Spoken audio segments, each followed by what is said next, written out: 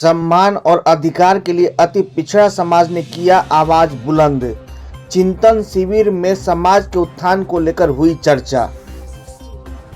पटना में अति पिछड़ा एकीकरण महाअभियान के तत्वाधान में श्री कृष्ण मेमोरियल हॉल में शोषित वंचित अति पिछड़ा वर्ग चिंतन शिविर का आयोजन सकुशल संपन्न हुआ। कार्यक्रम का शुभारंभ अति पिछड़ा एकीकरण महाअभियान के मुख्य राष्ट्रीय संयोजक अनिल कुमार प्रजापति, बिहार के मुख्य संयोजक डॉक्टर शैलेंद्र कुमार, संयोजक मुकुल आनंद एवं कानू समाज के अध्यक्ष कुंदन गुप्ता ने संयुक्त रूप से दीप प्रज्वलित कर किया। कार्यक्रम को संबोधित करते हुए अति पिछड़ा एकीकरण महाअभियान के संयोजक मुकुल आनंद ने कहा, आज जिस अभियान के लिए हम लोगों ने कदम बढ़ाया है, शुरुआत भले कैसी भी रही हो, मैं ना तो निराश हूं न ही हतोत्साहित हूं। कदम बढ़ा है तो मंजिल पर अवश्य चली जाएगी, इस बात को सब कोई ध्यान रखे। अति पिछड़ा एकीकरण अभियान का ये कार्यक्रम है। सबसे पहले ये समझना बहुत आवश्यक है कि हम पिछड़े क्यों हैं और पिछड़े में अति पिछड़े क्यों।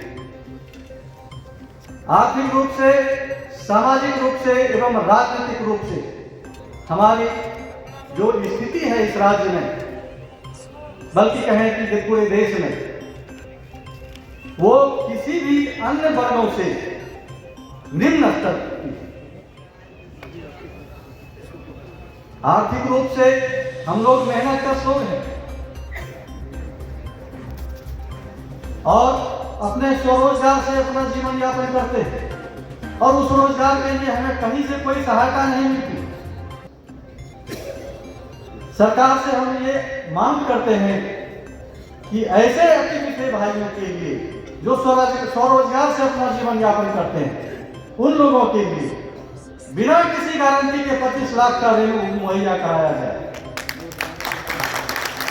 हमारे अति पिछड़े भाई पूरे बिहार में अधिकांश लोग ऐसे हैं जिनको न तो रहने का आवास है न ही भूमि है। उन लोगों के लिए 5 डिसमिल जमीन और उस पर आवास मुहैया कराया जाए, ये सरकार की जिम्मेदारी बनती है, ये अवश्य होनी चाहिए।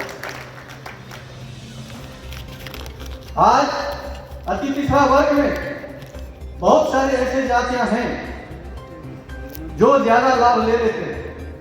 इसलिए आवश्यकता है इस बात की कि रोहिणी आयोग के रिपोर्ट को सार्वजनिक कर दिया जाए और उस पर आपत्ति आमंत्रित करके आपत्ति निवारण करने के बाद इस वर्ग का उपवर्गीकरण किया जाए, जिससे सभी को समान रूप से फायदा मिल सके। पूरे बिहार में अगर पूरा अति पिछड़ा समाज जो 113 जातियों में सामंतवादी लोग, मनुवादी सोच के लोग आज तक आपको बांट के रखा है और इस 113 जातियों को एक और 3 करके 5 होता है।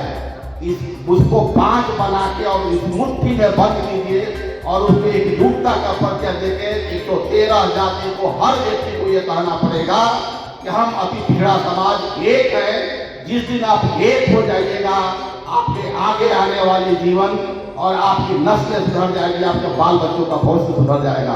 अब ये आपको तय करना है कि आपको एक होना है कि इसी तरह बढ़ के अलग अलग भागों में बढ़ के जिस तरीके से आपका जीवन स्तर, गाली सुनते हैं, बेइज्जत होते हैं, हमारे साथ मर्डर होता है, रेप होता है, अत्याचार होता है, लूट होता है और 80% घटनाओं में हमारे अति पिछड़ा समाज पर नए सामंतवादी लोग जो आज के परिस्थिति में जिनको दबंग जाति कहा जाता है, वो लोग अत्याचार कर रहे हैं।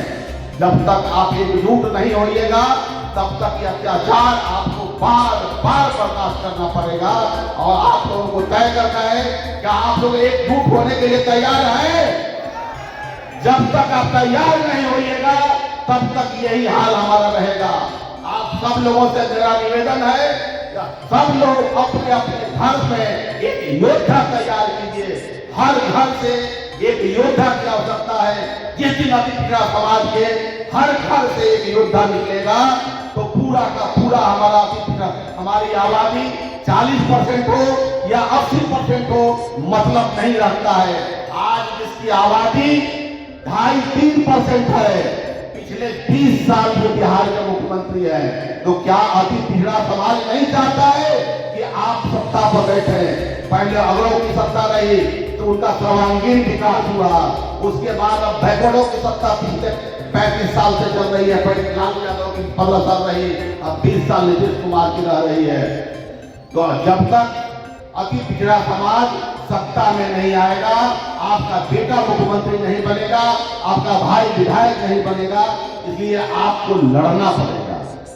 और आज से ये लड़ाई आप लोग कसम खा के जाए कि आज से ये लड़ाई जारी रहेगी। ये लड़ाई तब तक जारी रहेगी जब तक कोई अति पिछड़ा का बेटा बिहार का मुख्यमंत्री नहीं बनता है। और 2025 में हम लोग सत्ता परिवर्तन नहीं कर देते हैं। 2025 में अति पिछड़ा का बेटा बिहार का मुख्यमंत्री बनेगा और 2025 में अति पिछड़ा की सरकार बनेगी।